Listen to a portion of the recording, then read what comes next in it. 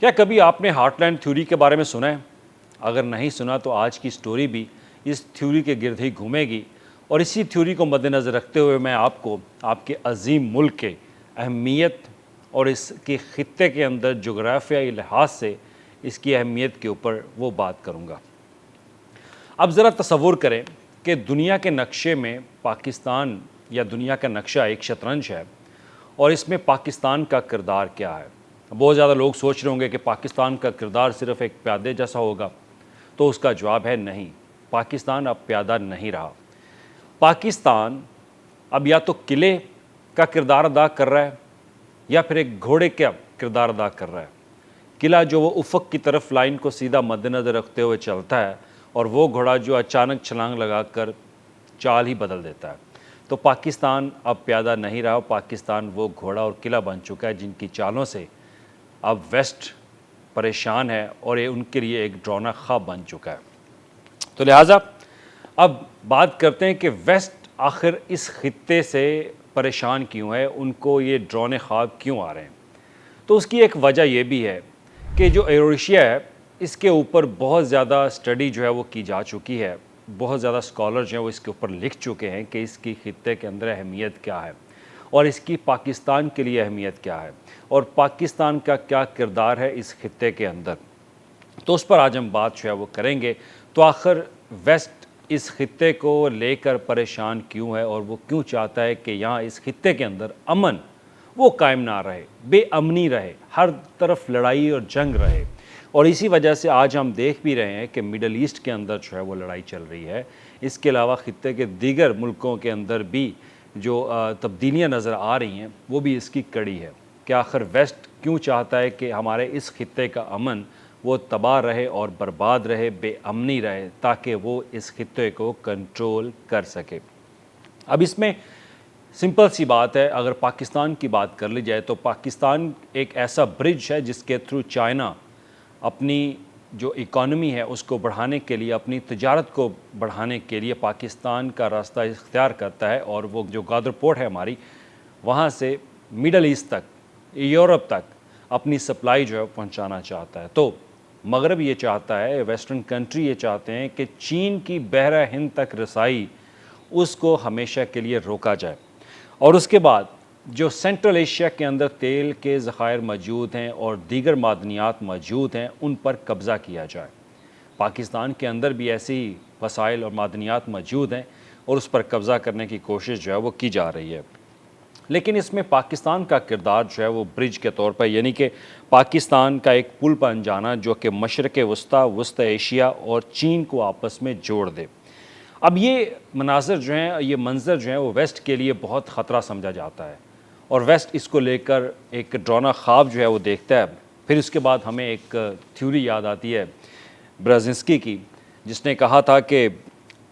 آپ کو یاد ہوگا کہ برزنسکی نے ایک دا گرینڈ چیس بورڈ کتاب جو ہے وہ لکھی، اور یہ اسکالر کون ہے؟ یہ وہ اسکالر ہیں جو کہ امریکہ کے سیکیورٹی ایڈوائزر جو ہیں وہ رہ چکے ہیں، اور انہوں نے بہت زیادہ کتابیں اپنی لکھی ہیں۔ تو اگر آپ ان کی کتاب یہ پڑھنا چاہتے ہو تو لازمی پڑھیے دا گرینڈ چیس بورڈ۔ اس میں آپ کو آپ کے خطے کی اہمیت جو ہے وہ پتہ چلے گی کہ یہ خطہ کیوں امپورٹنٹ ہے۔ اور اس میں وہ لکھتے ہیں کہ Eurasia is the chess board on which the struggle for global primacy continues to be پلے،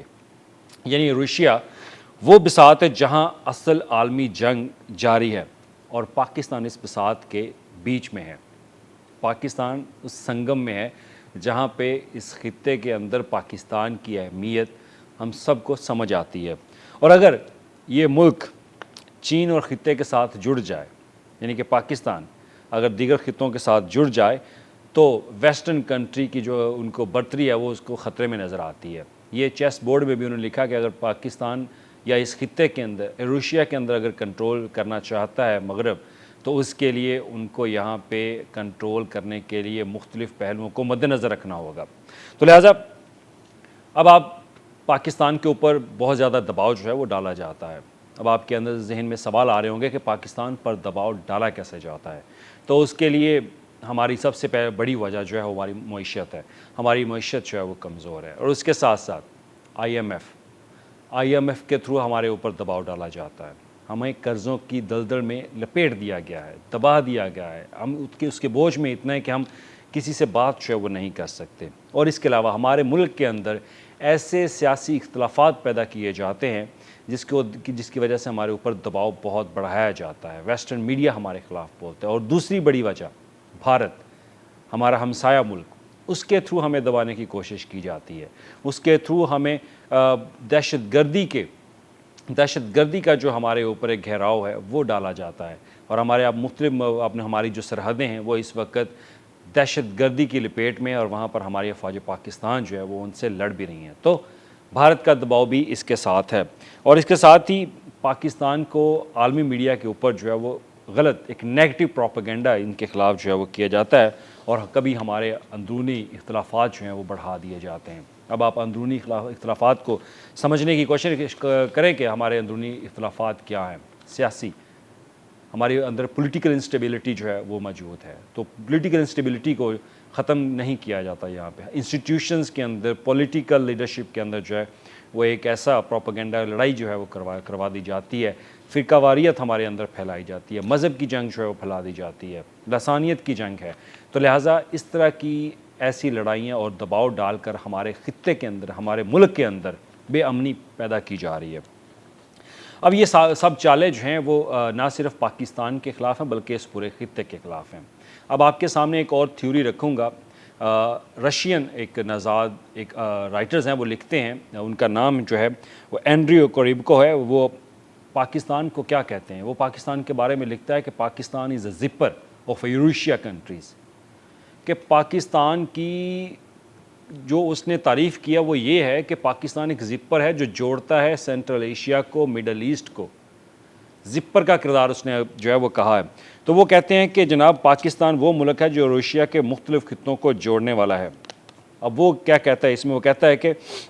مغربی میڈیا جان بوجھ کر پاکستان کے خلاف جو ہے وہ پروپیگنڈا کرتا ہے، حالانکہ حقیقت یہ ہے کہ پاکستان کی جغرافیائی اہمیت مسلسل بڑھ رہی ہے۔ یہ میں آپ کو اس کی ایک بات جو لکھی ہے میں اس کا ترجمہ جو ہے آپ کو کر کے بتا رہا ہوں، تو اس میں وہ یہ بھی لکھتا ہے کہ امریکہ وہ ڈیوائڈ اینڈ کنکر کی پالیسی جو ہے وہ اپناتا ہے، یعنی تقسیم کرو اور حکومت کرو والی پالیسی کو اپنا کر اس خطے میں ایک نئی بے امنی جو ہے وہ پیدا کرنا چاہ رہا ہے، اور یہ بھی کہا کہ امریکہ ہمیشہ جو ہے وہ جغرافیائی لحاظ سے معاشی طاقت جو ہے وہ حاصل کرنا چاہتا ہے، تو لہٰذا طاقت اب وہ پاکستان جو ہے وہ پاکستان سے بھی اپنی طاقت جو ہے وہ حاصل کرنا چاہتے ہیں، افغانستان سے بھی، نظر ان کی صرف چین کے اوپر، رشیا کے اوپر ہے، اور گلف کنٹریز کے اوپر وہاں پہ رکھنا چاہتے ہیں۔ لیکن اب اس تمام سینیریو کو میں موجودہ کھیل میں آپ کو سمجھاؤں گا کہ موجودہ کھیل اس وقت کیا چل رہا ہے۔ اب آپ ایک لمحے کے لیے سوچیں کہ اسرائیل غزہ کے اندر جو ہے وہ لڑائی کر رہا ہے، غزہ کے اندر مسلمانوں کو بے رحمی سے ان کا قتل جو ہے وہ کر رہا ہے، لیکن کوئی پوچھنے والا نہیں ہے، اور اس کے ساتھ ہی اسرائیل بھارت کو سپورٹ کر رہا ہے۔ اسرائیل بھارت کو سپورٹ کرنے کے ساتھ ساتھ اب اسرائیل چائنا کے خلاف جو ہے وہ آ چکا ہے۔ چائنا کے خلاف انہوں نے بیان دیا نیتن یاہو نے کہ چائنا اے آئی کا استعمال کرتے ہوئے سوشل میڈیا کے اوپر اسرائیل کے خلاف جو ہے وہ پروپیگنڈا کر رہا ہے، جس کا چائنا نے باقاعدہ جواب بھی دیا، اور چائنا کے جو سفیر ہیں بیجنگ کے اندر ان کو طلب بھی کیا اور ان کے سامنے اپنی آبزرویشن، اپنا احتجاج جو ہے وہ ریکارڈ بھی کروایا۔ اب اس کے بعد بات کر لیتے ہیں کہ بگرام ایئر بیس، جیسے کہ میں نے اپنے پہلے ویلاگ میں بھی یہ چیز جو ہے وہ ایڈ کی تھی کہ بگرام کے اوپر امریکہ جو ہے وہ دوبارہ قبضہ کرنا چاہتا ہے، اور اس کی وجہ یہی ہے کہ وہ اس پورے خطے کو اپنی لپیٹ میں لینا چاہتا ہے، وہ نظر رکھنا چاہتا ہے ایران کے اوپر، پاکستان کے اوپر، چین کے اوپر، رشیا کے اوپر، گلف کنٹری پہ تو وہ نظر رکھے ہوئے، گلف کنٹری میں کیونکہ قطر میں ان کی ایئر بیس ہے، تو وہ قطر کو، گلف کنٹریز کو وہیں سے وہ دیکھ رہے ہیں۔ اب اس خطے کے اوپر ان کے پاس کوئی ایسی چیز نہیں تھی جس پر وہ نظر رکھنا چاہتے تھے، لیکن اب وہ بگرام ایئر بیس جو 2021 میں انہوں نے ایک جیو پولیٹیکلی بہت بڑا بلنڈر مارا، وہ اب دوبارہ اس کو حاصل کرنا چاہتے ہیں، لیکن افغانستان کی حکومت نے بھی ان کو جواب دیا ہے کہ وہ یہ کبھی بھی ایسا ہونے نہیں دیں گے۔ خیر یہ تو وقت ہی بتائے گا، لیکن معاملہ یہ کہ جو موجودہ حالات ہیں وہ ہمیں اسی کڑی کو، اسی تسلسل کو جو ہے وہ دیکھنے میں کردار ادا کرتے ہیں کہ آخر ہو کیا رہا ہے اس خطے کے اندر، کیسے اس خطے میں دباؤ ڈالا جاتا ہے بے امنی پیدا کرنے کے لیے، اس خطے کو کنٹرول کرنے کے لیے کیا کیا جاتا ہے، اس خطے کے اوپر نظر رکھنے کے لیے کیا کیا جاتا ہے۔ تو وہی دا گرینڈ چیس بورڈ والی سٹوری ہے کہ روشیا کے اوپر اگر کسی نے حکومت کرنی ہے یا دنیا پر راج کرنا ہے تو اس خطے کے اوپر جو ہے وہ قبضہ کرنا ضروری ہے۔ تو خیر اب اس کے بعد اللہ کا شکر ہے، اللہ کا لاکھ لاکھ شکر ہے کہ 2025 میں پاکستان کی جو حالیہ قربانیاں ہیں اور پاکستان کی حالیہ کامیابیاں ہیں اس کا اگر ذکر نہ کیا جائے تو میرا خیال ہے کہ وہ ایک بیلنس جو ہے تجزیہ نہیں ہوگا۔ تمام تر دباؤ کے باوجود پاکستان نے بہت ساری کامیاں 2025 میں جو ہے وہ حاصل کی ہیں۔ اب آپ کو یاد ہوگا کہ میں نے اپنے آغاز کے اندر شطرنج گیم کا استعمال کیوں کیا، وہ اس لیے کہ پاکستان اب پیادہ نہیں رہا۔ اب وہی 2025 ہے جس میں پاکستان نے ایک گھوڑے کا کردار ادا کر ایک ایسی چھلانگ لگائی کہ اب کامیابیاں سمیٹ رہا ہے، اور وہ چھلانگ تھی سب سے پہلے تو بھارت کے ساتھ ہونے والی جنگ جس میں ان کو شکست ہوئی، اس کے بعد امریکہ کا پاکستان کے ساتھ مزید جو باہمی تعلقات ہیں وہ بڑھانا، پاکستان کے مزید قریب آنا، اور اس کے بعد پاکستان کی سعودی عربیہ کے ساتھ دفاعی معاہدے پر جو ان کا دفاعی معاہدہ ہوا ہے اور اس پر ایک کلاز شامل کرنا کہ ایک پر حملہ دونوں پر حملہ تصور ہوگا، یہ بہت بڑی کامیابی تھی۔ تو پاکستان نے کشمیر اور فلسطینیوں کے جو خاص ان کے اوپر جو قتل و غارت کی ان کی جا رہی ہے اس کے اوپر آواز بلند کی اور پوری دنیا کو دکھایا، اور آج وہی میڈیا پاکستان کے بارے میں بات کر رہا ہے۔ تو یہ تھی پاکستان کی شطرنج کی چال، جو اس نے گھوڑے کی چال چلی اور پوری دنیا کو بتا دیا کہ پاکستان اس خطے میں ابھی بھی جغرافیائی لحاظ سے بہت اہمیت کا حامل ہے، اور اب وہ شطرنج میں ایک پیادے کی حیثیت نہیں رکھتا بلکہ ایک گھوڑا کی حیثیت رکھتا ہے، اور وہ اپنی چال خود چلے گا اور وہ دنیا کو بتائے گا۔ تو لہٰذا یہ محض صرف اتفاق نہیں ہے بلکہ ایک منظم حکمت عملی ہے، اور پاکستان اس میں کامیابیاں سمیٹ رہا ہے۔ تو شطرنج کے کھیل میں جو میں نے آپ کو بات بتائی کہ پیادے اکثر جو ہیں وہ قربان ہوتے ہیں، لیکن قلعہ اور گھوڑے کا کردار ادا کرنے والے ہمیشہ ایسی چال چلتے ہیں کہ وہ گیم پلٹ دیتے ہیں۔ تو پاکستان آپ کا ایک عظیم ملک ہے، میرا ایک عظیم ملک ہے، اور یہ گیم اب پلٹ رہا ہے۔ جغرافیائی لحاظ سے اس کے اوپر بہت ساری باتیں ہو چکی ہیں اور اس میں بہت سارے مفکر بات کر چکے، لیکن میں نے آپ کو بین الاقوامی جو مصنف ہیں، اسکالرز ہیں، ان کی تھیوریز آپ کے سامنے رکھی کہ ہارٹ لینڈ تھیوری۔ اب ہارٹ لینڈ تھیوری وہ تھیوری ہے جو کہ سر ہارفرڈ، جو کہ یو کے ایک جغرافیائی لحاظ سے ایک بہت بڑے مصنف تھے، سیاست کے معاملے پہ بھی انہوں نے بہت لکھا، ان کی یہ تھیوری تھی کہ روشیا کو اگر جو کنٹرول کر لے گا وہ پوری دنیا کو قابو میں لے لے گا، اور اسی کو امریکن اسکالر نے جو ہے اس کی تشریح کر اس کے اوپر آرگیومنٹ جو ہے وہ کیا، اور اس میں مزید وضاحت دی، اور امریکہ کو خاص طور پر یہ باور کروایا کہ اگر وہ اس خطے پر قابو کرنا چاہتے ہیں روشیا کے اوپر تو ان کو یہاں پر اپنا کنٹرول سنبھالنے کے لیے کچھ نہ کچھ ایسے کردار ادا کرنے پڑیں گے تاکہ وہ یہاں پر کامیاب ہو سکیں، اور وہ آج آپ کے سامنے ہیں۔ اسرائیل بھارت کو سپورٹ کر رہا ہے، اسرائیل یہاں پر بے امنی پیدا کرنا چاہتا ہے، اور بھارت کے تھرو پاکستان کے اوپر دباؤ ڈالا جاتا ہے، بھارت کے تھرو چین کے اوپر دباؤ جو ہے وہ ڈالا جاتا ہے۔ تو یہ سب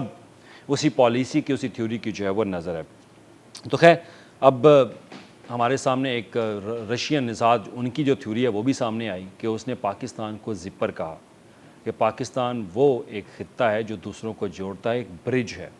چائنا کے درمیان، مڈل ایسٹ کے درمیان، اور اس کے بعد سینٹرل ایشیا کے درمیان، جو آپس میں سب کو جوڑتا ہے۔ تو پاکستان کا کردار بھی بہت اہم ہے، اور اسی لیے اس کے اوپر ویسٹرن کنٹریز جو ہیں وہ بہت زیادہ نظر رکھے ہوئے ہیں، اور وہ رکھتے بھی ہیں۔ اب اس میں نے آپ کو ایک تھیوری جو ہے وہ بتائی سر ہارفرڈ کی کہ وہ انہوں نے کیا لکھا، تو انہوں نے کہا تھا کہ ہو کنٹرول روشیا کنٹرولز دا ورلڈ، یعنی جو روشیا کو قابو کر لے گا وہ پوری دنیا کو قابو کر لے گا۔ تو اسی طرح روشیا پاکستان جو ہے روشیا میں بیچوں بیچ میں ہے، وسط میں ہے، سنگم میں ہے، تو پاکستان کا کردار بہت اہم ہے۔ لیکن ہمارے لیے جو لیسنگ لرننگ ہے، جو میں نے آپ کے سامنے ایک خاکہ رکھا، اس خاکے کی جو اختتام ہے وہ اس بات پہ کروں گا کہ ہمیں متحد رہنا ہے، کیونکہ دشمن ہماری صفوں میں نفاق دیکھ کر خوش ہوتا ہے، اور اگر ہم نے اپنے باہمی اختلافات اور سیاسی اختلافات کو بھلا کر یکجا ہونا سیکھ لیا تو دنیا میں ہماری عظمت کو کوئی طاقت جھکا نہیں سکے گی۔ Thank you.